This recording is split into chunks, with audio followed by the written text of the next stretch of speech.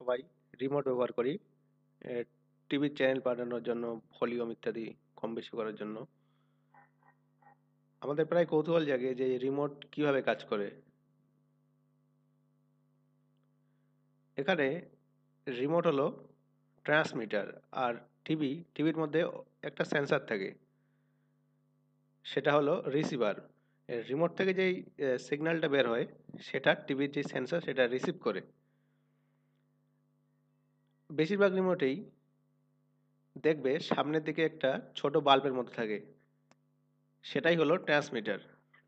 আর টিভিতে টিভির মধ্যে সামনের দিকে সেন্সর থাকে, যেটা ওই রিমোট থেকে রিমোট থেকে যে তড়িৎচুম্বকীয় যে তরঙ্গটা বেরোয় সেটাকে রিসিভ করে।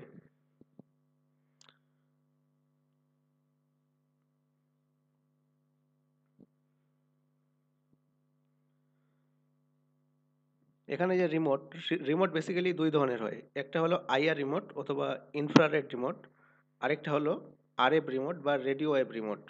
এখানে মেইন পার্থক্য হলো দুটার ফ্রিকোয়েন্সির মধ্যে পার্থক্য আছে। ইনফ্রারেড রিমোট ইনফ্রারেড ফ্রিকোয়েন্সি ব্যবহার করে, এবং radio frequency wave radio frequency যেটা রিমোট সেটা রেডিও ফ্রিকোয়েন্সি ওয়েভ বা ফ্রিকোয়েন্সি ব্যবহার করে, এবং এই ফ্রিকোয়েন্সিটা হলো আমাদের যে দৃশ্যমান আলো তার চেয়ে বেশি, কিন্তু মাইক্রোওয়েভের চেয়ে কম।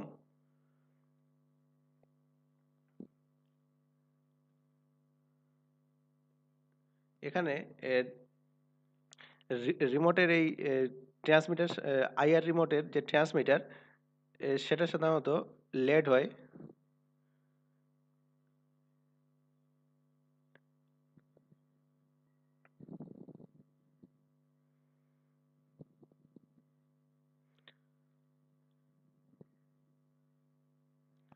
এখানে এই লেড বাল্বটা আলো আলো বিকিরণ করে, এবং এটা সাধারণ আলোর মতো নয়, এবং এটা এখানে ফ্রিকোয়েন্সি খুব বেশি হয়, তাই লেড আলো যখন জ্বলে তখন সেটা সিগন্যাল 1 ট্রান্সমিট করে, আর যখন বন্ধ হয় তখন সেটা সিগন্যাল 0 ট্রান্সমিট করে।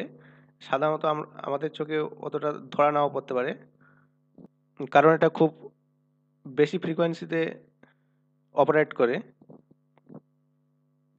আসুন এবার দেখে নেই এর পিছনে যে বৈজ্ঞানিক প্রক্রিয়া কাজ করে সেটাও আলোচনা করব। এখানে ছবিতে দেখানো হয়েছে যে ইনফ্রারেড যেটা রিমোট সেটা 101101 সিগন্যাল ট্রান্সমিট করছে, এবং টিভির সেন্সর সেটা গ্রহণ করে সেই সিগন্যালে যা কাজ করা দরকার তা কাজ করবে।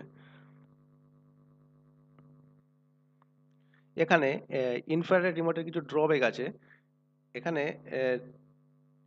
রিমোট এবং টিভিকে একই সরলরেখায় থাকতে হবে, এবং এর মাঝখানে যদি কোনো দেওয়াল বা কোনো যদি বস্তু থাকে তাহলে সেটা তার ট্রান্সমিশনকে বিঘ্ন ঘটাবে এবং কাজ করবে না।